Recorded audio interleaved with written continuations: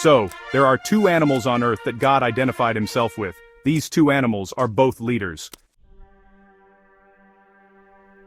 The first one is the eagle.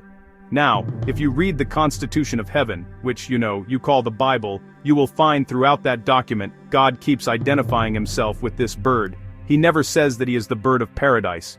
He never said that he is a pigeon. He only identified himself with this massive, powerful bird called the eagle. You will find in the text of the Constitution words like this: I will bear you up on wings like an eagle. In another place, God says of himself, I, like an eagle, will stir my nest, and I shall put you on my pinions like an eagle. In another place God says, and just like an eagle only gathers around fresh blood, even so the Lord will stir you. He never identifies with the pigeon. The second animal that God identified himself with is the lion. The lion is also the leader of the animal kingdom, so the eagle is the leader of the bird kingdom, and the lion is the leader of the animal kingdom, even though the lion is not the largest animal. In the jungle, he's not the most powerful, he's not the most intelligent, he's not the biggest animal, and yet the lion rules the jungle. The lion is important, because the lion destroys all of your excuses for not being the leader. You don't need to be the biggest to be the leader. You don't need to be the strongest or the heaviest or the most powerful, or even the most intelligent, and yet you can be the leader. So the lion defies everything that they taught you about leadership. God himself identifies with the lion. He says, I am the Lion of Judah, not the dog of Judah, not the giraffe, not the elephant of Judah. He identified with this creature that he created. And, my question is, why did God identify himself with these two animals so much? The answer is because he put in these two animals certain qualities that make them different from the others, and those qualities are identified as leadership characteristics. That's why it's important to study the lion and to study the eagle. As a matter of fact, these two animals became my personal friends. Because it is these two animals that helped me to understand myself, to understand God's plan for my life, and to really get how I'm supposed to live. And there are, two words I want you to identify with these two animals. The first one. The lion is the word attitude. The lion is the leader of the animal kingdom because of his attitude.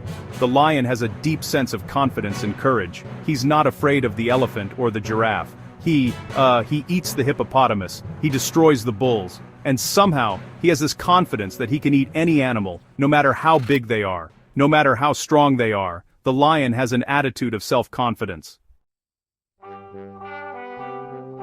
The eagle, identify with the word vision. Everybody say vision. What makes the eagle dangerous is that God placed in the eagle a capacity in his eyes to see from a distance, in detail. The eagle is the only bird on Earth, in fact it's the only animal on Earth, who can see 50 times better than a human. The eagle can see 5 miles away, total detail. It's called optical vision. And that's why the eagle is the king of birds. He doesn't have to sneak up on his prey to destroy. He can see the prey 5 miles away and the prey doesn't even know he's being seen. When the prey discovers he was being seen, it's too late, because the eagle shoots like a bullet. The power of vision is the success of the eagle. I want to talk to you about the eagle. He's the king of birds because of vision. And if you are going to become the leader that you were created to be, not only do you need to become the leader that you were born to be, you're going to have an understanding of the qualities and the power of vision. First, let me define leadership again for you, so that you will have a working definition of what a leader is, because you were born to be one, young man. Leadership is defined as the capacity to influence others through inspiration, generated by a passion, motivated by a vision which is birthed from a conviction, produced by a purpose. It's a long sentence, but, each word is important. Leadership, it's a capacity to influence other people through inspiration, not manipulation. So, truly, leaders never manipulate people, they inspire. If anyone tries to control you, they are not a leader. That includes your husband. Oh yes, anyone who has to control you is not a leader. It might be your boss, might be your teacher in the class, it might be your pastor. They are not leaders. Anyone who tries to control another human is not a leader. They are dictators and honestly, insecure whimpers. True leaders never control people, they inspire people. And how do they inspire people? Because of their passion. Where does that passion come from? It comes from a vision that they have. They believe in their vision, so it creates a passion in their lives. Now where does the vision come from? The vision comes from a deep conviction that the person has about why they were born. They believe they were born to do something important. That's called conviction.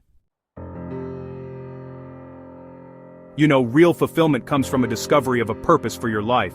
I want you to know that you are not a mistake, and you weren't just born to make a living, pay bills, and then die. That's why leaders don't spend their time thinking about paying bills or worrying about money. Leaders are people who've discovered something way more important than just a paycheck. Leaders, honestly, are driven by a sense of purpose and destiny. They truly believe that they were born to correct a problem, to bring healing to humanity, to change a community, to transform a society, and to impact their country. That's what leadership is all about. And you see, that's why most people today are not leaders. They just want to make a living. Some of you, let me be real, are not leaders because you entered the ministry just to make a living. You call it a call, but, we can see it's really about the cash. So, you gotta ask yourself a serious question today. Why am I in the ministry? Why is there a passion for what I'm doing? Am I willing to die for what I'm doing? Leadership is about a conviction. You can be a preacher all your life and still be, useless. Leadership, let me tell you, is not about personal ambition. It's not about private advancement. Leadership is about a deep conviction concerning your own purpose in life, that you were born to fix something. I was born to deliver people from something. I was born to make a difference in the world, not just to make a living. And so you really have to ask yourself, are you a leader? Are you a leader, or do you just have a career? Let me say something very interesting. You may want to remember this. Leaders can never retire. If you can stop doing what you're doing and still be happy, you are not a leader because you cannot retire from yourself. And a leader is one who has discovered herself. She has discovered who she was born to be. He has discovered what he was born to do, and you cannot retire from yourself. Conviction. Passion. Vision. I could talk about each one of these components for the next 10 years and never go home. Wouldn't you like that?